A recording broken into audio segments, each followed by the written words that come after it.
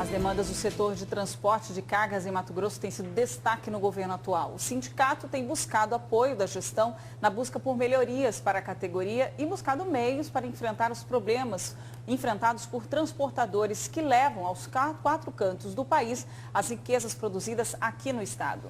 Mas 2015 foi difícil para a categoria, que enfrentou uma greve no início do ano e agora tem sofrido com o aumento no preço dos combustíveis. E para falar sobre este e outros assuntos, a gente conversa ao vivo aqui no Jornal do Meio-Dia com o presidente do Sindicato das Empresas de Transporte de Carga no estado de Mato Grosso, Eleus Vieira de Amorim.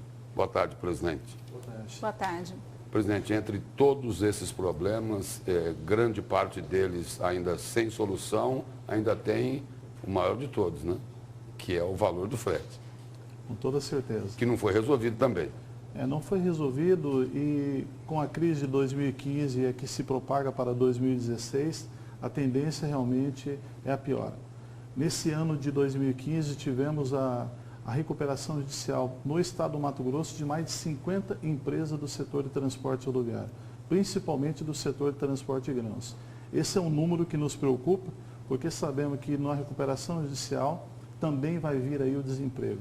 E a perspectiva para 2016 não são nada boas. Esse quadro que se viu aí das empresas foi justamente, começou ali com aquele incentivo à compra, ao gasto do próprio governo federal, né? O governo federal fez uma política bandida. Ele simplesmente, com querer política eleitoreira, ele simplesmente jogou no mercado crédito barato através do BNDES, onde você via diversos meios de profissionais que não tem nada a ver com transporte, comprando caminhões, comprando carretas, e não tem nem lógica. E com esse subsídio que houve o excesso de veículos no mercado, que hoje, a nível de Brasil, ele corresponde a 400 mil veículos parados sem ter o que carregar. Agora, presidente, o senhor falou aí que nesse ano de 2015, né, ocorreram vários pedidos aí de recuperação judicial de empresas que atuavam principalmente no transporte de grãos. A crise no agronegócio está chegando agora, mas para vocês chegou antes, por quê? Essa crise, ela se desenhava muito antes, tá? Ela, com esse excesso, voltando a falar do excesso de caminhões, ela se desenhava e isso iria ocorrer. Agora, com essa quebra, principalmente da safra agora, que já está aí a seca rompendo, e com a falta, porque na verdade o setor de transporte é um segmento que ele não tem incentivo nenhum, a não ser quando houve isso daí, você não vê um investimento hoje para o setor de transporte que possa dizer, o empresário ele está sendo incentivado a investir.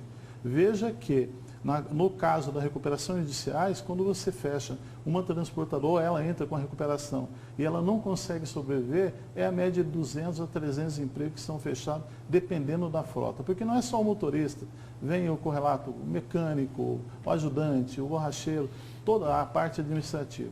É uma crise que se desenhou muito longa e eu acho que agora para 2016 a tendência é pior.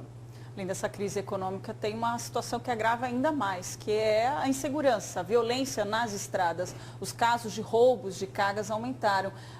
Existe uma luz aí no fim do túnel com a criação desse departamento? Em 2013 para 2014, o número de roubos de carga aumentou em 142%. Os números de 2014 para 2015 que vão ser apurados agora, que é esse aumento que vamos ter agora no início de 2016, nós temos certeza que também será um número grande. Nos traz um pouco de tranquilidade quando nós hoje sabemos que o governo do estado, através da Secretaria de Segurança, criou um departamento estadual, uma delegacia onde um delegado ele vai atender a todas as ocorrências no estado do Mato Grosso. Hoje não vai ser uma ocorrência em Rondonópolis, uma em Sinop, uma em Cuiabá e não vai ficar isolada. Ela terá um atendimento pronto, objetivo, por esse departamento que foi criado aqui em Cuiabá. Presidente, a classe política ela se assusta, treme nas bases quando ouve falar em greve de caminhoneiro. Mas em relação às reivindicações dos caminhoneiros, ela não se mexe. O setor, quando se fala numa greve... Porque já disseram o seguinte, olha, corrupção não derruba presidente, mas greve dos caminhoneiros pode derrubar. Derruba. E a gente sabe disso, a gente sabe que o profissional hoje, ele precisa estar bem remunerado. Principalmente quando se fala em greve de caminhoneiros, se fala do lado autônomo, o transporte rodoviário de cargas ou autônomo. Essa é uma classe que tem sido abandonada. No segmento do transporte rodoviário, o governo não se atenta em auxiliar. Saiu o pró-caminhoneiro, com os juros que se tinha na época e que hoje o que tem sido feito não se compensa. O caminhoneiro autônomo e o transportador rodoviário está abandonado. Hoje é pedágio, hoje é custo com segurança, rastreamento, monitoramento, o custo de manutenção altíssimo. Então isso prejudica muito. A população pode ver em 2016 aí novas manifestações? Pelo que eu saiba, já há movimento deles falando que sim. Agora, isso não dá para saber o que serão autônomos, né? Agora, presidente, falando aí em pedágio, tem rodovia pedagiada aqui em Mato Grosso que não está dando o retorno para quem paga o valor do pedágio. Principalmente nesse trecho que vai de Cuiabá a Rondonópolis. Esse é um trecho da vergonha, porque nós sabemos o quê? Que esse trecho é de responsabilidade, quando da negociação, era o trecho que foi assumido pelo DENIT para poder entregar para a Rota do Oeste. E tem também estradas estaduais aí o problema. Também com pedágio. Com os pedágios. Falando da rodovia federal do trecho de Cuiabá a Rondonópolis, esse é uma vergonha tremenda porque está sendo cobrado, tá? Sendo cobrado, porém ela não tem a sua devida manutenção. Isso nós somos totalmente contrários. Falando de estrada, de recuperação, a categoria está acompanhando as discussões sobre o FETAB, que foi criado justamente também para recuperar a estrada?